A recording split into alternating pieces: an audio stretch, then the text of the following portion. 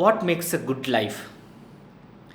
If you are going to spend your time and energy into something so that after 30 or 40 years, maybe in your 60s or in your 70s, you feel like, ah, I lived a fulfilling life. So, what is that one thing that makes your life worthful? To find this, Harvard Study for Adult Development did a groundbreaking research.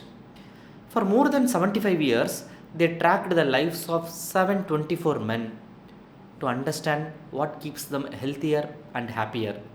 From the time they were teenagers all the way through their old age.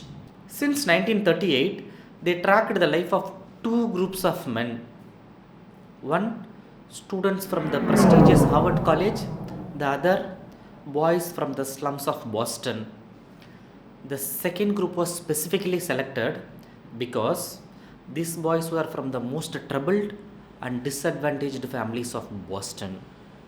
When they entered the study, these boys were interviewed, given medical exams, they went to their homes, they interviewed their parents. Time went, they became adults. Some of them became factory workers, bricklayers, doctors, lawyers. Even one became the president of the United States. Some developed alcoholism, a few developed schizophrenia. To get the clearest picture of their lives, they just don't send only the questionnaires. They get their medical records from their doctors, they draw their bloods, they scan their brains, they talk with their children, they videotape them, talk with their wives about their deepest concerns. It was one of the longest study on adult life. Even now, more than 2000 children of these original participants were enrolled in this study. What are the foundings of this 75 years long research? What lessons we get from this tens of thousands of pages of data they recorded? What do you think? What really makes us happy?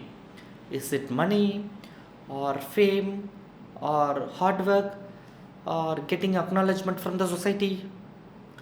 The one big message we get from this research is good relationship keeps us happier and healthier. Good relationship keeps us happier and healthier. People who are socially connected to family, friends, and society are happier, they are physically healthier, and they live longer life than those who are less connected. Loneliness turns out to be toxic.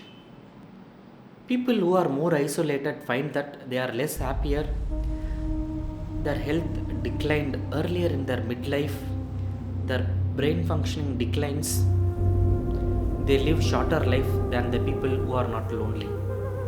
It's not about the number of friends you have or whether you are married or in a committed relationships. It is the quality of the close relationship that matters. Living in the midst of conflict is bad for our health, whereas living with a good warm relationship is protective.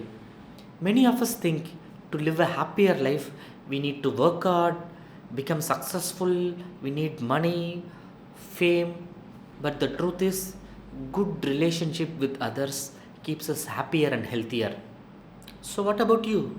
How are you going to save your relationship?